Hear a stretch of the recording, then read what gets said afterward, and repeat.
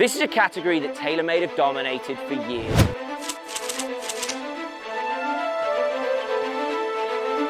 It's the mini driver, and this year's product is going to take inspiration as far back as 2005. The iPhone wasn't even a thing, and YouTube had just started, but the R7 Quad was out on tour. Today, the R7 Quad mini driver is here. Let's get into it and tell you all about this awesome new club. The R7 Quad mini driver, the head cover brings back the nostalgia. It's got the colors, it's got that iconic logo. Same with the shaft, we all remember what that used to look like. As you reveal what's going on under the hood, those of you who remember the original, now you've got the R7 Quad mini driver with the 4 movable weights. That is massive, as we're going to talk about who this is for and what you get into. But let's stick on the aesthetics. You've got the carbon crown, infinity crown on there, the leading edge with twist face thrown in there. Of course, the little R7 decal out on the toe. Alignment, like I say, from leading edge is everything. Why is that important? Because this comes in 13.5 and 11.5 with a loft sleeve where you can change any single loft-like combination that you might like. So as a player, the first decision you've got to make is, are you someone who's looking for that strong 3-wood, almost 2-wood, yes, the mini driver category, or are you someone who wants to maybe get rid of the driver altogether and put the 11.5 head in? I'm starting out with the 13.5 here. This would be for a golf course that is huge, needs big second shots, maybe tight driving holes. Then if you wanted to knock some spin off, of course, you can move those 13s all the way up where the 4s are. You can put a weight out in the toe. You remember all the changes you can make to the quad. You can do the same with this one. Spin, by having the weights at the back, is going to be a little bit higher. You can decrease that by the other head, or again, you can pop all those weights forward. There's a lot of different options. It can be used off the tee or off the floor. I'm going to start with the 13.5 straight off the deck, and we'll see what it gives us.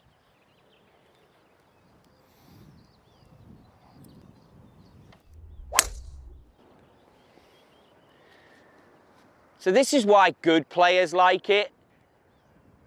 It's stronger than a 3-wood, but it's tighter dispersion. And that was a little heely, and it only gave me 3,600 spin. So off the floor like that, if that had been a 3-wood, the spin rate would have been higher. To keep that in simple terms, it would have ballooned a little bit on me and then come up short of the green. The mini driver is designed not to do that, and the whole purpose now, and that's even in the more spinny option and more spinny setting with these quad weights straight at the back.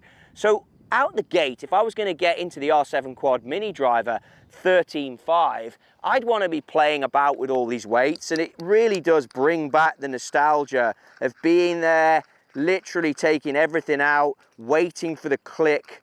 On tour, you'd be in a situation where you'd fill your pockets with these things, literally removing them,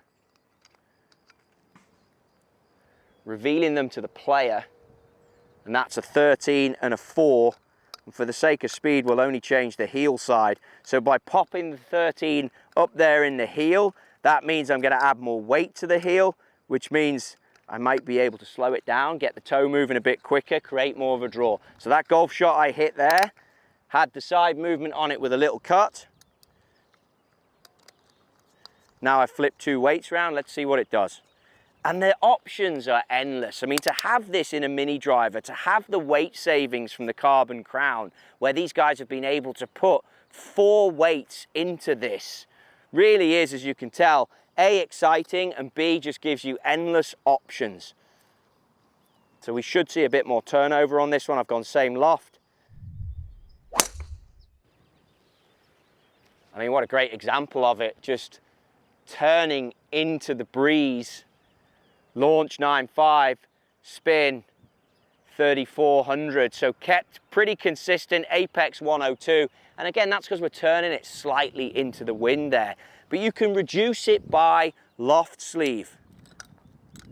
And this is just one of the heads. I mean, I could be here for a long time making this video if needed as a club guy. Loft sleeve is in here. We've got all the usual settings, standard, higher, lower. You can go to upright. Let's move it to lower. Now I've reduced this 13.5 down. we're gonna have, look at those graphics just spin and reveal what we've got on there. I believe even in the golf shaft, we've gone for some nostalgia. This is the speeder coming back from Fuji, especially for this lineup. Again, you move the loft sleeve, you open the blade a little bit, you can see that top edge now moving away, the twist face moving away, so we've got some new tech in there too. It's just one of those things you can't stop looking at. This should come out a little bit lower, got the same weight configuration, so I could go lower again if I want to. But you can see it drives forward. Face angle, enabling the little cut, launch down at 7.5, loft impacts everything, spin a little bit less. Now, cheeky 11.5 here as well. This is maybe aimed at a different player. I'd be thinking for someone that struggles with driver. Look at it, mini driver is designed for someone who wants to get a little closer to it because the shaft is slightly shorter than the driver. There's plenty of loft on there. This is 11.5. I'm gonna go with a T. My preference on this is, like your driver, you just want it slightly above the crown.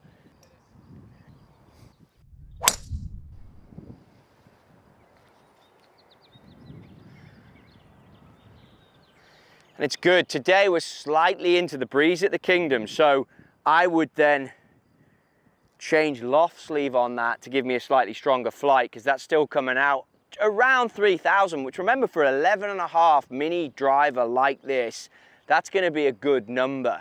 But I think you can see here endless opportunities. 2 heads, 4 weights, all the tech that we've got in the new stuff with the crown, the twist face, and also with some beautiful pieces that TaylorMade have put in here with the colors, the decal out on the toe, the nostalgia of it, which hopefully you can pick up from me just holding this thing. It definitely makes me want to give it a go.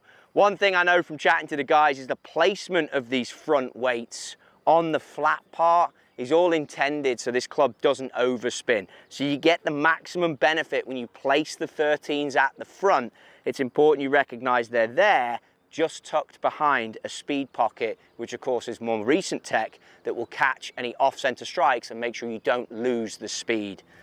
That's the R7 Quad mini driver. They've nailed it again. It has its place, whether you're someone who struggles with driver or whether you're a great player that is looking for that 2-wood for maybe tournament courses, or just something when it gets a little tight, or there's a par 5 out there you can't reach, or maybe a par 3 these days.